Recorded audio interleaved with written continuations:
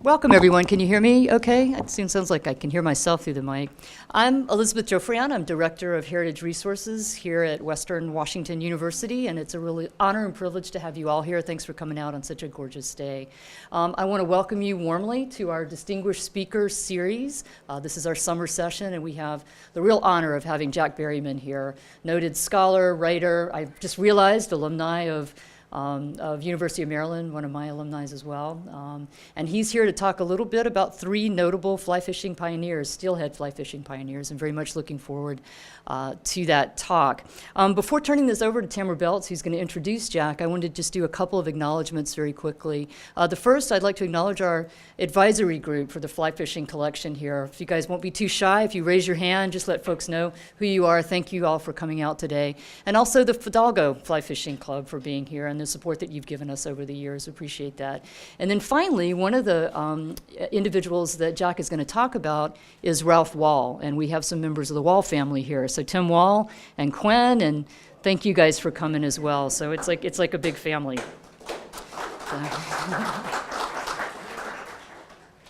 So I just wanted to put a quick plug in and an invitation to our next Distinguished Speakers event. It's going to be on July 27th at noon right here in Special Collections. Some of you may know we have a fellowship opportunity in Heritage Resources. It's the James W. Scott Fellowship. And it's an award that we give each year to someone who's doing significant research in one or more of the collections, typically in the Center for Pacific Northwest Studies within Heritage Resources. So this year's recipient is Matthew Carr. These awards always go to either pre- or post-doctoral candidates. Matthew is a doctoral candidate in political science at Columbia University, and he's going to give a presentation entitled Origins of the Culture War, Social Issues and State Party Platforms, 1960 to 2016. So he's going to be here during the summer, drawing on the archival collections at the Center for Pacific Northwest Studies, and he's going to explore the Democratic and Republican political platforms from 1960 to the present, and he's going to be looking in particular at the goals of the LGBT movement within that context, and particularly within the context of Washington State. So again, July 27th, noon here in Special Collections, Matthew Carr, and hope you guys can make it. Should be an interesting talk. So without further ado, I'd like to turn this over to Tamara Belts, who is our Special Collections Manager and the most knowledgeable person at this point on our staff about fly fishing, and she's going to introduce Jack. Thank you, Tamara. Thank you, Beth. I'm very excited today to both welcome and introduce Jack Berryman as our summer fly fishing speaker. I first met Jack about 10 years ago at a fly fishing show in Bellevue when I purchased my copy of his then recent book, Fly Fishing Pioneers and Legends. It was must reading for anyone interested in Northwest fly fishing. I also regularly sought out his columns of the Northwest fly fishing as I began to learn more as an armchair athlete of the sport. Jack grew up in central Pennsylvania, fishing for trout and bass and hunting both small and large game. In 1975, he accepted a position at the University of Washington, moved to the Pacific Northwest, and found his passion for fishing flourished even more.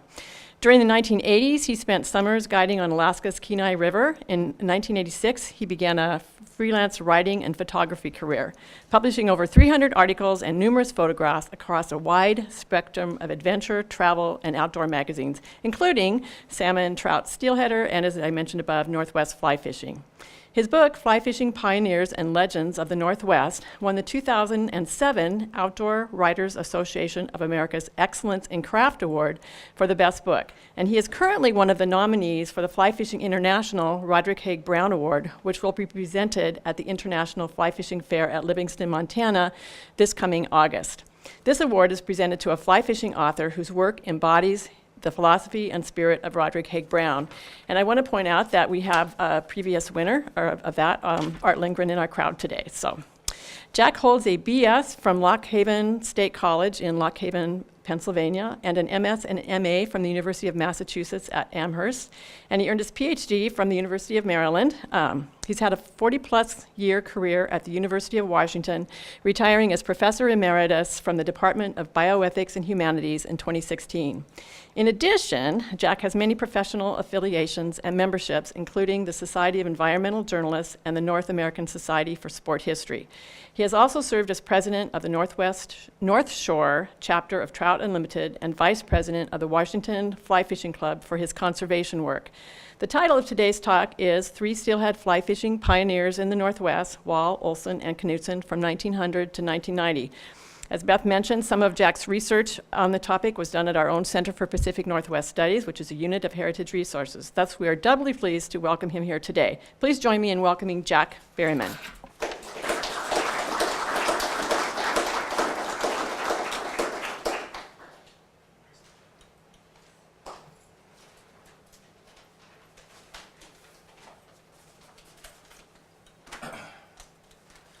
Well, thank you very much, Beth and Tamara. I also want to thank Paul Piper, who made the first contact with me about doing this talk, and it sounded like fun, and it's been fun already. So this is like old home week for me. I love libraries, I love books, I like doing research, I like fly fishing, so this is the kind of thing that I really like to do. I also wanted to thank the advisory group for recommending me to do this. And today I'm going to talk about three fly fishing pioneers for steelhead. And I would say they're first generation. The dates that I'm looking at here are roughly 1900 through the 1980s and 90s. But I also want to recognize, I think, two second-generation fly fishermen in the audience for steelhead, and that's Bill McMillan and Art Lindgren. They came on the heels of the three people that I'm going to talk about today, and I know their connection to people like Haig Brown and so forth. I also had a chance this morning to visit with a longtime friend of mine, Dr. Roy Klumpner, who retired from Western Washington University. He and I have been catching up a lot this morning, and we first met at Ohio State University in 1972 at a sport history conference. And I see Roy back there somewhere, so thank you for coming. I never liked history. All through high school and undergrad college, all I wanted to do was play baseball, and actually had a chance to play for the Pirates. I was from Pennsylvania and thought I was going to be the second Bill Mazeroski, which that didn't happen. Went to graduate school. I was going to do a master's degree in exercise physiology. Took a history class about sports. And I thought, wow, this stuff is really, really interesting. So I fought my way through this MS degree in exercise physiology and immediately went to the history department. Why they accepted me, I have no idea. I had maybe like one history class. I did an MA in American Social History, and I never looked back. It was the greatest thing. And so I started studying not politics, not religion, but what people did in their spare time. What they did for recreation, what was fun. And it just opened up a whole new area of interest for me. So I really was in on the ground floor of what became the North American Society for Sport History. They're coming up to 50 years now. As I said, Roy and I were at their first meeting in 1972. So I've always been interested in sports. And when I was hired at the University of Washington in 1975, I was actually hired into what was called a Department of Kinesiology. And I was doing basically the history of sports, physical education, physical culture. And the department was eliminated in 1984 with a big state budget crunch. And I had friends that were on campus doing history in other departments. And a friend of mine in the School of Medicine, in what was called biomedical history, said, Jack, we would love for you to come join us. We know you're interested in the history of health and exercise and so forth. So I did. That was in 1984.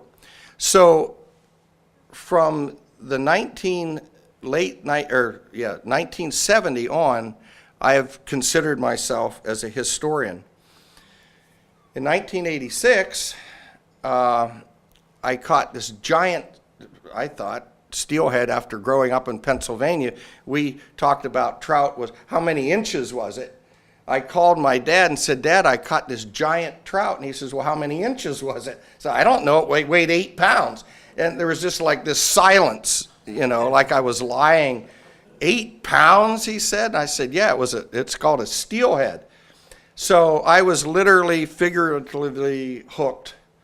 That was in the Samish River in 1975. So I thought, wouldn't it be neat to start to write about fishing? My wife is a photographer. She and I started traveling around. She would take photos and I would write articles. And so all of a sudden I've published almost 300 of these things. And then in 1999, a good friend of mine, Steve Probasco, became editor of a brand new magazine called Northwest Fly Fishing. And I bet a lot, how many of you all know about it? I bet a lot of you. Beautiful, beautiful magazine. And he contacted me, he says, I've got an idea. You're a historian, you're a fly fisherman. Why don't you start putting together some sort of biographies of what we ended up calling pioneers and legends of Northwest fly fishing. And that's how my talk got started. That's how my book got started. So in 2000, I wrote my first pioneers column. And in 2010, I had written 39 of these. And in 2006, the publisher said, you know, these are so good and everybody likes them, but we've had to cut out so much to fit into the magazine. So as a historian, I would just write and do more research. And, you know, they would always say, well, Jack, you only have 1,500 words. Well, I would turn in 6,000 words. And then the editor would call, well, sorry, we've got to cut this, and this. So the idea that the publisher had was, okay, let's take all your original manuscript and all the photos that we couldn't fit in and put it together in a book. So that is the Fly Fishing Pioneers book. That was the first 23 of the columns that are in this book. I have, and as I said, I continued to write these until 2010. And again, I'm not here really to talk about myself, but about the history of fly fishing. So I wanted to point out a book that just came out.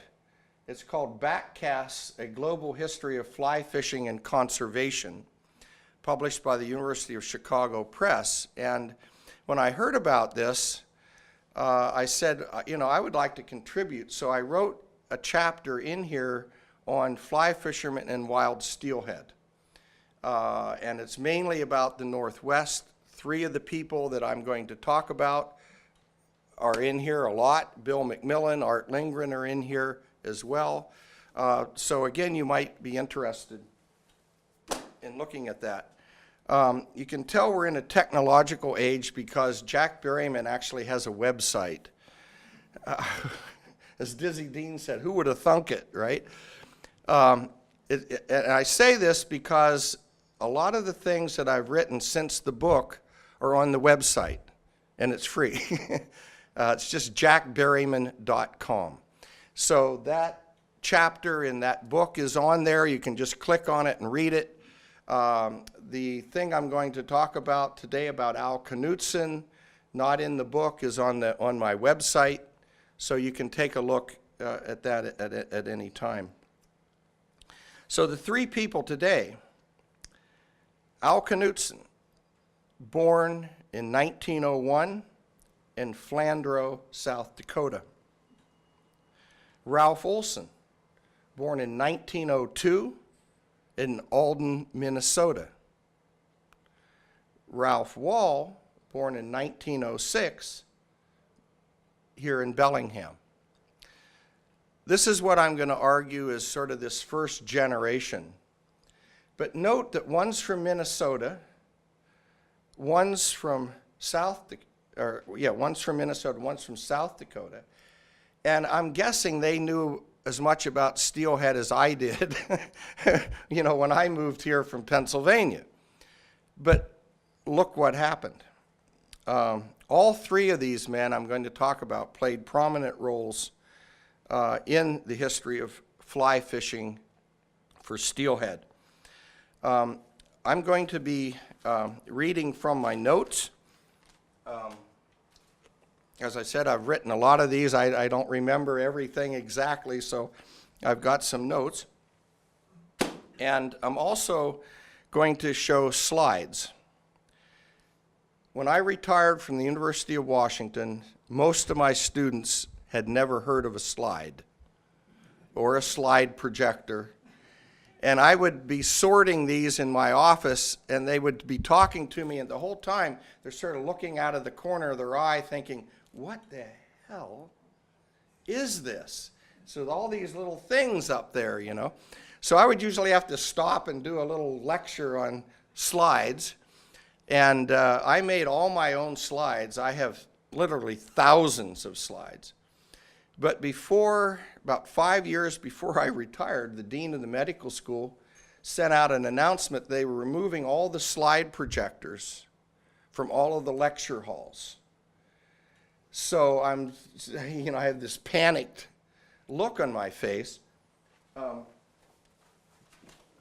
because all the years I was at the medical school, you could always tell who the faculty were because they had this under their arm. Going to the lecture hall, they would get there and they would put it on, and you went ahead with class. So I certainly couldn't do it, but they hired a student to scan, one at a time, every visual I had for 4 different classes. There were hundreds of them. So when I retired, I was basically doing a PowerPoint slideshow. But these slides, no one scanned. So you're going to have to bear with this slide projector noise and so forth. So this is Ralph Wahl. This is Ralph Wahl at 30 years old in 1936 on the Skagit River. And as Elizabeth said, a lot of these are from your collection here, the Ralph Wahl collection. It's just a wonderful, wonderful collection. And I called him in my article, photographer and pioneer Washington winter run steelheader. Probably by the late 1960s, early 70s, Ralph Wahl was better known for his photography than he was for anything else. He had photographs published all over the United States, in books, in magazines, and so forth. Beautiful black and white photography. Ralph was one of 7 children, as I said, born here in Bellingham. He worked at his father's store, J.B. Wahl Department Store, and at what was called then the movie house, the Grand Theater. Wahl was an avid reader of outdoor magazines, and in 1923 graduated from high school and spent 1 year at the University of Washington, moving back to Bellingham in 1924 to work for his father, and really took off with his photography. He did rural scenes of Whatcom County, Skagit County, rivers, animals, fish, boats, and again, most of this is in the collection here. In 1925, he was introduced to fly fishing. He said, while fishing on the nearby Samish River, I saw 2 fly fishermen catch several cutthroat. It was, quote, a revelation to me, and I began to try fly fishing myself. He caught his first steelhead right near here in Squalicum Creek on a fly in 1927. He started tying his own flies in the early 30s and began to fish summer run steelhead and cutthroat in both the Skagit and the North Fork of the Stillaguamish. It was about this time that he met his longtime friend of over 57 years, Les Townley. They fished together a lot. There's a lot of his photographs in Ralph's collection. And he also began to be interested in the Field and Stream annual fishing contests. We didn't have a lot of regional fishing magazines at the time. You had the big Outdoor Life, Field and Stream, Sports Afield. And Field and Stream had a very popular big fish contest. They had published the results, and Ralph started to get interested in that. And then, reading these magazines, he started to hear about the legendary steelhead in California's Eel River.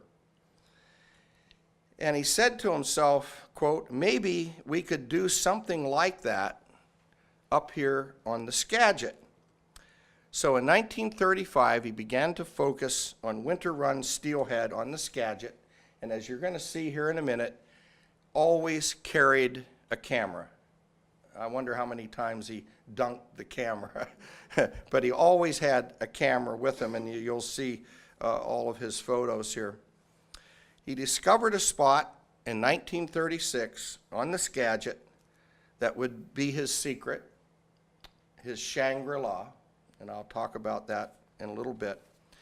But he did do this photo, and Ralph's caption was, quote, this is my favorite picture of a lovely, lonely place to spend a day. He caught his first winter steelhead on a fly in 1939. 16 pounds, 9 ounces in April. And again, this is on the Skagit. Makes sense. It was second that year in the Field and Stream contest, the first Skagit fish ever to place in the Field and Stream contest. But he tried and tried and tried to get Field and Stream to change their dates. Their dates for trout was April 1st to December 31. Luckily, this was an April fish, so it fit. But his point was, by having those dates, you're eliminating all of our January, February, and March fish here in the Northwest. And eventually, he was able to get that changed, to get the rules changed. In 1940, he began fishing regularly with a neighbor and a friend who I'm going to talk about secondly. He started fishing with Ralph Olson, whom I'm going to talk about second, who was a local judge here in Bellingham and eventually a Supreme Court judge in Washington. And they began to tie flies together, fish together, and he took a lot of photographs of Ralph Olson. This is Ralph Wahl again, and note what's hanging there on his side. You can see the camera.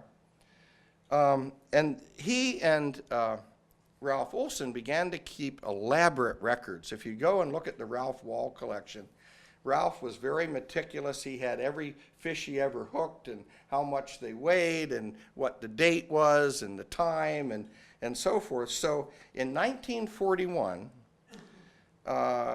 he and the judge, as he referred to him, hooked 23 winter fish and landed 9. The next year in 1942, they hooked 52 and landed 28. So you can see sort of a little learning curve there, or maybe the run was better that year or not, but they're still losing a good many fish. But I guess what the point of all this is going to be today is they were figuring it out. And that's why I'm saying it's sort of this first generation. They were trying to figure it out. And the institutional wisdom at the time is that you couldn't catch a winter run steelhead on a fly. And as you'll see later, Knudson finally said, look, you don't need to dredge the bottom, you know, with big heavy weighted things to catch a winter steelhead. And this is what they were working on, trying to figure out. Well, Wahl's reputation got around really fast among the fly fishing community. And the great Letcher Lambeth from the Washington Fly Fishing Club actually drove up here to Bellingham, inviting Ralph Wahl to join the Washington Fly Fishing Club in 1942, where individuals like Enos Bradner was already a leader. And then a groundbreaking thing was in 1943. And let me just catch myself about these dates. The thing I didn't like about history, there was too many dates. And I tried to keep them all straight, and I couldn't. In fact, one friend of mine who was a historian said, we have to change the idea that history is just one damn date after the other, which I have tried to do personally. So what I've told students is dates are there to give you order. They're not there to just memorize dates. They're there to give you order. So what we're talking about in all these is a sort of a progression. Well, we did this and we figured that out, and because of that, we did this, and then we did this, and we did this. So one of the big things that Ralph did was go back to Field and Stream in 1943 and published an article called Winter Steelheads on Flies. And you'll note that a lot of these things I'm going to talk about, they always referred to them as steelheads. So the title, Field and Stream, February 1943, Winter Steelheads on Flies. And what he was trying to do there was write what he had learned and try to sort of break this myth that you couldn't catch winter steelhead on a fly. And what he said, and I want to quote from that article in Field and Stream, he said, Ralph said, it's a comparatively new sport, this fly fishing for winter steelheads. 5 years ago, it was a downright rarity to meet a fisherman bent on taking a steelhead with nothing but an artificial fly during the dead of winter. Yet, he said, fly fishing will soon become an accepted method of taking winter steelheads in most of the rivers that empty into the ocean. So he was truly a pioneer in this regard, and other guys that I've written about, particularly down in California, Pete Schwab and Jim Prey.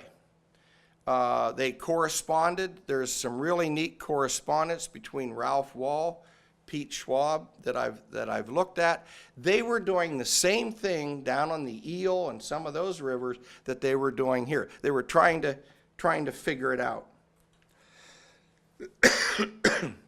He became aware of Jim Prey's flies, and if you know any of his flies, they were heavily weighted optics, he called them, with a big, almost like a jig head on them. So Ralph looked at these, and again trying to figure out things, and he came up with his own pattern. It has this sort of this little optic head on there. He called this the Lord Hamilton, and followed by his Lady Hamilton, again with this sort of this optic head. But he was very clear to say that he used a heavier hook, and in his words, he said, I had a doped body to help it sink faster. Quote, no lead or wire weights were used. And upon coming up with these two flies, he said, I named them, quote, after a little settlement on the Skagit River where a lot of steelhead history has been made. In the 1950s, he and others chasing steelhead discovered British Columbia, particularly the Kispioks. This is Ralph up on the Kispioks in 1956. And here he started to use for the first time, he said, short shooting heads in his steelhead fishing. He said that he learned from visiting with Pete Schwab down in California. In the early 60s, Wahl developed a fly a year. His winter fly, the paint pot, the purple charmer, the wallflower, the list goes on. In 1965, there was an idea afloat from the east and the west to form some kind of a national fly fishing organization. And in June of that year, 65, Ralph Wahl and Enos Bradner drove together down to Eugene, Oregon, which was the first inaugural meeting of what became known as the Federation of Fly Fishers, the FFF. Ralph became very active in the FFF and continued fishing, of course, mainly on the Skagit. And in March of '67, at his Shangri-La pool, Wahl landed a steelhead, 20 pounds, 8 ounces, on a fly. This surpassed the previous state record, which was held by West Drain, by 1 ounce. I'm surprised they didn't have a recount or a reweighing, shall we say. Caught on a size 4 winter fly, one of Ralph's own flies. This fish brought considerable recognition to Wahl, his flies, particularly the Skagit River. And as I said, in the 60s, his reputation as a photographer really took off, illustrating many books, including some of Roderick Haig Brown's. Some of you know of this book, I'm sure. It's called Come Wade the River. Wahl had an idea in 1969 to take his black and white photographs and put them together with the wonderful words of Roderick Haig Brown. So he did a mock-up book. And he took this mock-up book and showed Haig Brown, and he used, this is Haig Brown on the left and Wahl on the right at a meeting, a fly fishing magazine. And Wahl used the words from A River Never Sleeps. I can tell you right now it's my all-time favorite book. I read it like over and over again. I don't know, crazy, I guess. But maybe some of you are crazy too. But it's just a wonderful book. And Haig Brown, what a writer. So he took those words and put it to his photographs. When Haig Brown looked at the mock-up, he turned to Wahl and he said, quote, "We must get this published right away." and they did in 1971. And these are some of the photographs from this book. This is the Ledge Pool and the Grand Ronde. And the way the book is set up, it's set up by month. There's January photographs, February and so forth. And this is from February. And this is from February. And, you know, I could just look at those forever. And this is the afterword that Ralph wrote, and we don't have time for you all to read it, but he's just lamenting the fact that how precious this opportunity was to do this and share his photographs and to work with Haig Brown. In the 70s, Ralph became a board of director member with the FFF. He was a trustee of the Museum of American Fly Fishing. He hosted an exhibit called Fly Fishing the Northwest at that museum in Vermont. And people like Trey Combs and Steve Raymond began to write about him. Of course, he and Raymond were longtime friends. Ralph began winning a lot of awards, the Tommy Brayshaw Award, the Letcher Lambeth Award, given by the Washington Fly Fishing Club. And at age 75 in 1981, he began writing about Shangri-La. It had long gone. He was writing this for the newsletter of the Fourth Corner Fly Fishers. Frank Amato found out about it and published one-man Steelhead Shangri-La in 1989.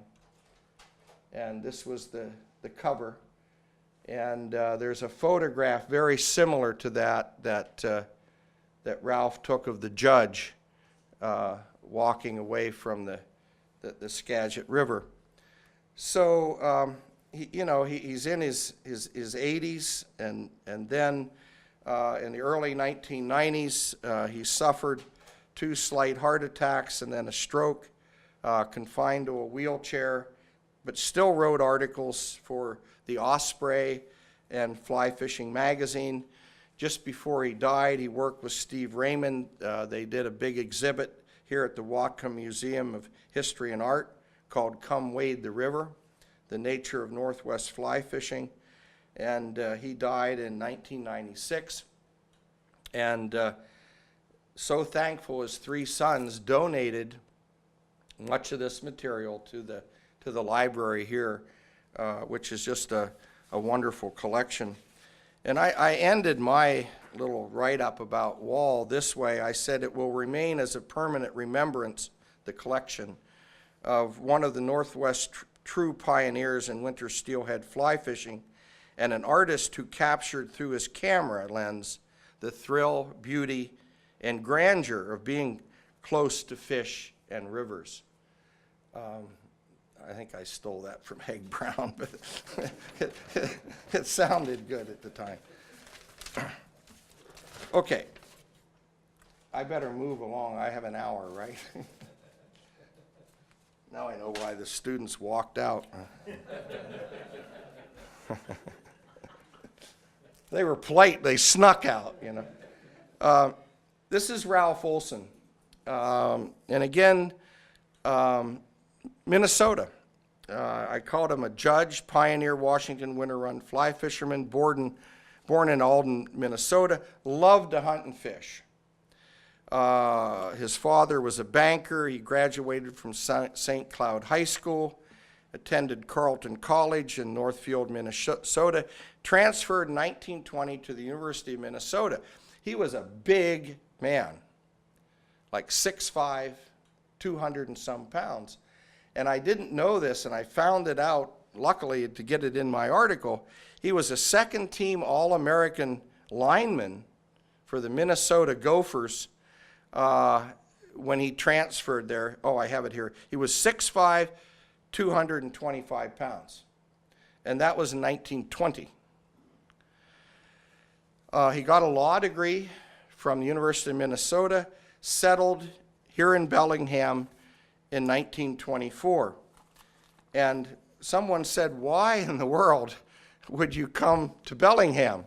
And his answer, in his own words, I quote, there were few attorneys, and the climate and the fishing and hunting opportunities were great. So he did a little research and figured out where he wanted to be. He started his own law practice, married, had 3 children, member of the Washington State Bar, served as a municipal court judge here in Bellingham, and then I pick up where I was with Ralph Wahl. They met each other. In the 1930s. Ralph Wahl was 4 years younger than Ralph Olson, and Wahl remembered, quote, that Olson's secret love was fly fishing for trout, which by coincidence was also mine. Through it, we became close friends. This is Ralph Olson on the Stamp River. He really liked trout fishing, cutthroat fishing, and then he and Wahl took a trip to Harrison Lake up in BC for cutthroat in 1934. He became a Superior Court judge for Whatcom and San Juan counties in 1936, served in that capacity until 1981. So the whole time that they were fishing together, he was in that capacity. And in 1939, he took his first steelhead fly fishing trip with Ralph Wahl to the Skagit. And that year, they began what I said earlier, this 10-year or more systematic study and a dedicated quest to catch winter-run steelhead on flies. They said their three home rivers were the Skagit, the Nooksack, and the North Fork of the Stille. This is Ralph's first steelhead on a fly, caught in January 20th in 1940. And Ralph Wahl had an interesting thing to say about this. And by the way, Ralph kept meticulous records and diaries. So he had all these diary entries. And one of his diary entries related to this event. And Ralph said, quote, Ralph O. just returned from Vancouver with new flies, a fly tying vise, and a lot of hopes. Gee, what one steelhead does to a person. I could just hear him saying that. So they started these diaries, and I just made a couple notes to myself when I was over there in the collection going through these. Just one day after the other, it was Ralph O. and I to the Skagit. Next day, Ralph O. and I to the Skagit. Just list of these over and over again. And his diary entry, Wahl's diary entry, again in March of 1941, again talked about his friend Ralph Olson. He said, quote, Ralph O. took a 5-pound buck steelhead at Grandy Pool today on his new Lady Godiva fly. This I've got to see. Another diary entry says, quote, Judge and Mrs. Judge. His wife, Judge Olson's wife, also fly fished for steelhead. Judge and Mrs. Judge fishing today connected with 8 steelhead. And later, Ken McLeod, who wrote for the Seattle PI at the time, said in the paper, quote, how do you fellows compete on the smooth bars of the Skagit with the 6-foot strides of Judge Olson? Later, McLeod in the PI said, quote, we heard of 2 fishermen from Bellingham who caught 53 steelheads between them from December to March. All were caught on flies. It looks like the days when steelheads wouldn't take flies in the winter months are gone forever. So they're making not only local attention, but national attention. One of Judge Olson's fish in 1941 placed 4th in the Field and Stream competition, 13 pounds, 7 ounce from the Skagit. He wasn't going to tell anybody anything about his flies. When you usually put in there what you caught it on, he put, quote, home-tied bucktail. There's not going to be any secrets given out here. And this is sort of my interpretation, but looking back over this, and I'm going to talk about last, between 1942 and 1946 were the golden years on the Skagit. 43 is when Wahl wrote that article in Field and Stream. And these are some of the photographs of Ralph Olson on the Skagit. And he smoked a pipe, and Wahl would chide him. They sort of had this thing going back and forth. Wahl would chide him for, quote, horsing in too many steelhead. Maybe that's why those numbers of how many they hooked versus lost. He said he sort of backed up and dragged them up on the beach. This just goes on. 1945. Now, this is just Olson. 1945, 6th place. 1946, 2nd place, with a 15-pound, 5-ounce steelhead from the Skagit. And this, that's also Olson, of course. That's the one I think was on the cover of Shangri-La. And this photograph was here in the Bellingham Herald, May of 1946. The title of the article was, quote, "Two of City's Most Ardent Fishermen Enjoy Fly Tying."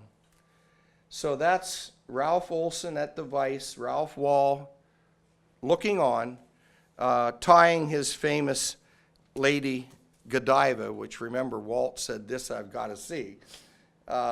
Finally made a believer out of him. What? You don't see fishermen in suits these days. Well, you got to go to the meetings of the Washington Fly Fishing Club, you will. And I'm not a member anymore. Since I retired, I don't wear a tie. No. 1947, 7th place. 1947, his wife took 10th place with a 15-pound fish. 48, 6th place. 49, 2nd place. And on and on. In 49, Ralph Olson caught an 18-pound, 4-ounce Skagit fish. So, by 1950, clearly the Skagit had surpassed the eel. And that was always where everyone was looking for big fish, a lot of fish, fly fishing, and so forth. The Skagit as a winter run river. And again, up until the early 1950s, Olson continued to place in the top 4 or 5 every year until 1951. He was appointed to fill a state Supreme Court vacancy in Olympia and had to move from Bellingham down to Olympia. And there he had a brain aneurysm, stroke, died very unexpectedly at a young age in 1955. And I said, that's what happens when you move to the city. But let me just end by, looking at Ralph Wahl's stuff. I started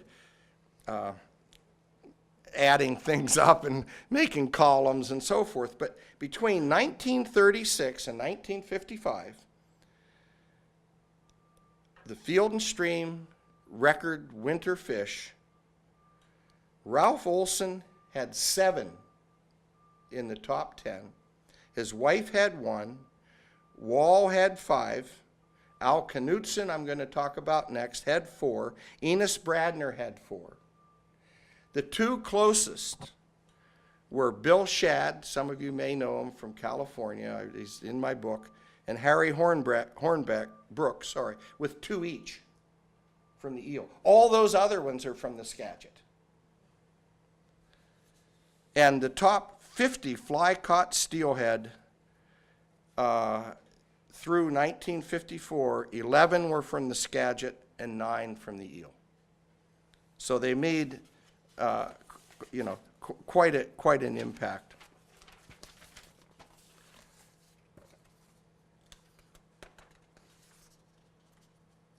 Wahl clearly missed his favorite fishing friend. And Wahl remembered, and I quote, "Ralph's love for fishing was deep-seated and sincere. He enjoyed the solitude of lonely places and was fascinated with even the smallest things in nature. Marking the water height of the river was a ritual with him, and a change either up or down provided unlimited speculative conversation." Wahl observed that Ralph Olson's, quote, keenest delight was to catch a bigger fish than I, which he did many times. I believe, though, his supreme fishing pleasure was to fish behind me through a riffle and hook a steelhead. Isn't that true for all of us? Yo, you go first. Oh, I have one. Okay. I have Al Knudson to talk about yet. Am I all right with time? I'll try to step it up. I haven't been dragged off the podium in a while, so I'll hurry up. By the way, before I forget, I actually have some of Al Knutson's flies up here that were given to me that you can take a look at afterwards. And I also forgot, I have this beautiful photograph that was given to me by Greg Miniker of Ralph Wahl in his little study downstairs with his books and so forth. Just a gorgeous photograph of Ralph. And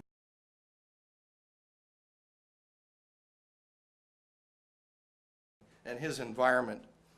So Al Knudson, as you remember, was born in South Dakota and started fishing at a young age for bass, walleye, so forth. Started, as he called it, quote, plugging for bass. I know what that is growing up on the East Coast. Casting spinners and plugs. 1923, at the age of 22 years old, moved to Marysville. Why? He had to get a job. He had an uncle that ran a shake mill in Marysville, and he started to work there and began to, he said, use my plug rod, fishing local rivers and even going up to BC's Fraser River. He said, I caught a sea-run cutthroat on a fly in the Snohomish, and I started to experiment tying flies. He said, eventually, I made it into a small sideline business of selling fishing tackle, generally making standard fly patterns. He was married a short time, had a daughter, quickly divorced, and one of his friends said clearly, Al was essentially married to fishing. He said, for Al, quote, occupation, marriage, family, and other concerns all took a back seat to fly fishing. And at age 25, in 1926, he became infatuated with steelhead fly fishing, caught his first steelhead on a fly in the North Fork of the Stille, interestingly on a Royal Coachman, a dry pattern, as you all know. Caught his first winter run also in the Stille, but the South Fork of the Stille that first year in 1927. And as he said, by 1928, I was catching steelhead year-round on flies in the North Fork of the Stille.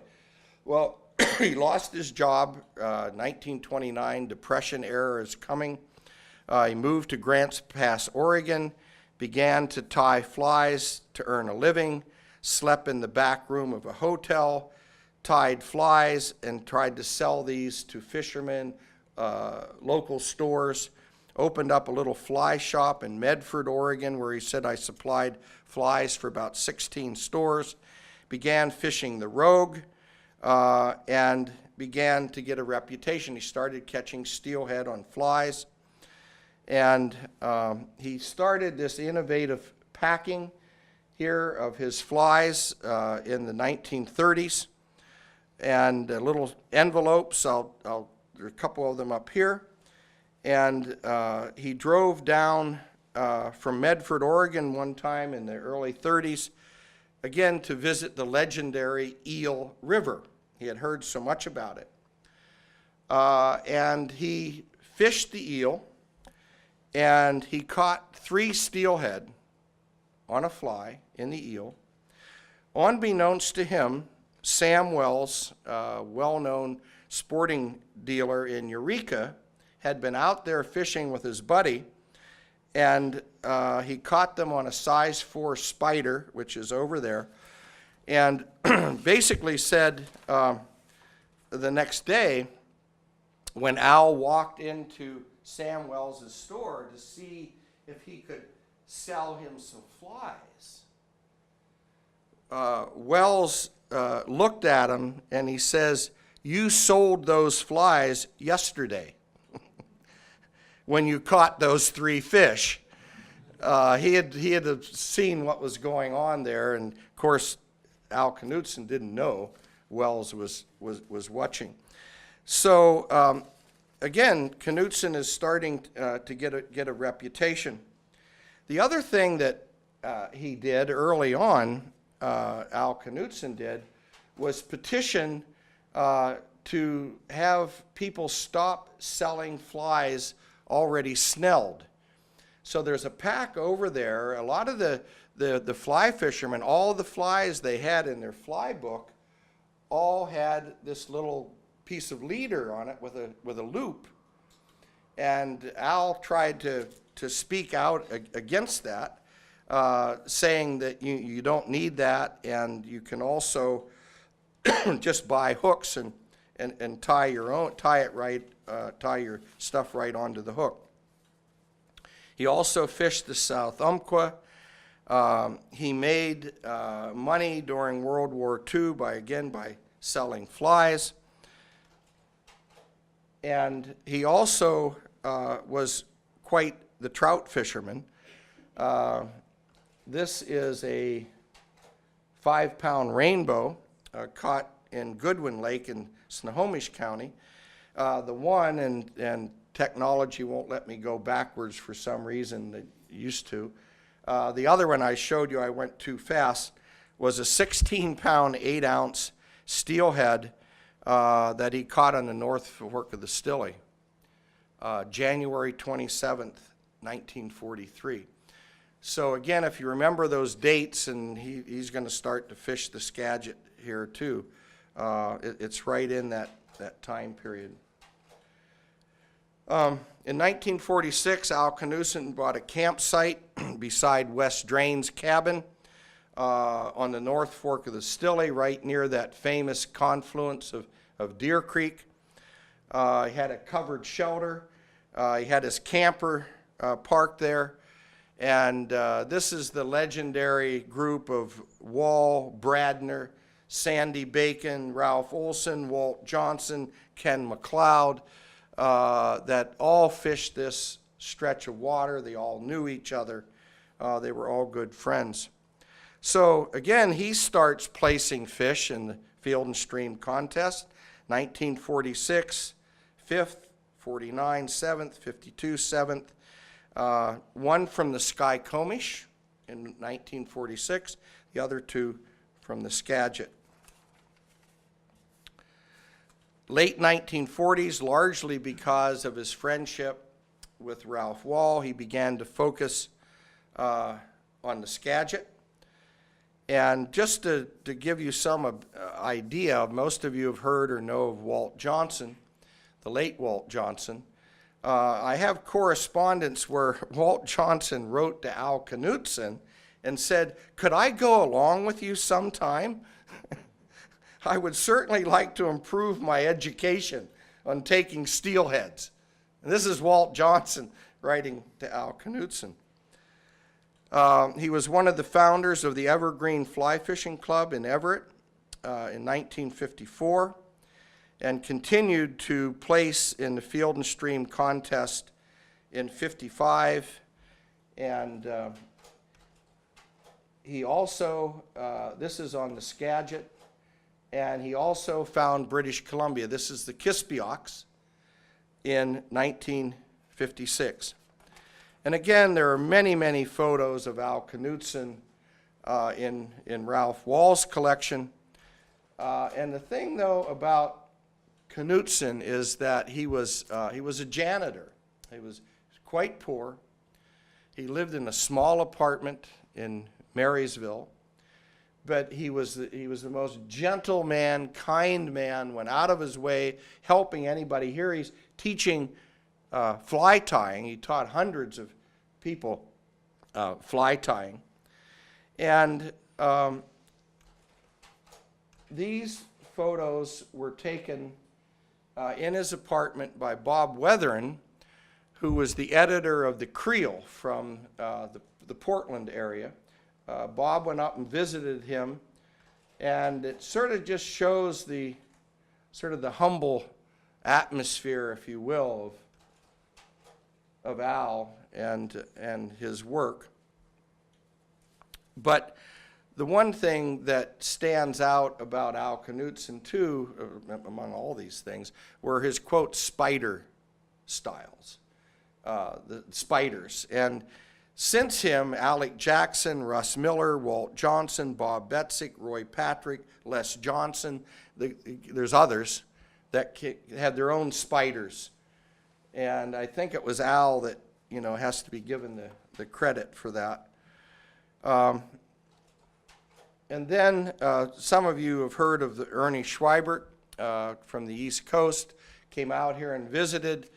A bunch of guys took him steelhead fishing, and Al was with that group. Ralph Wahl was with that group, and Schweibert actually hooked a fish in the North Fork of the Stille.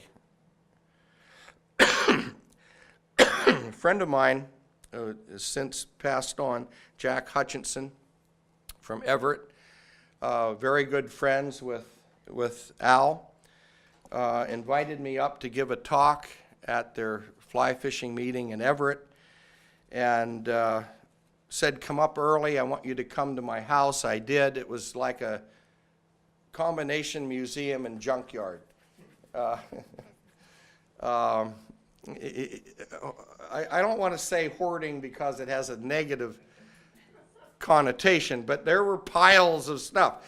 But the good news is that for me it was all fly fishing stuff, and it was mostly Al Knutson's and others that he had collected, and that's where I got these flies. And he was so generous, again, sort of like Al. Jack said to me, would you want this reel? Do you want this rod?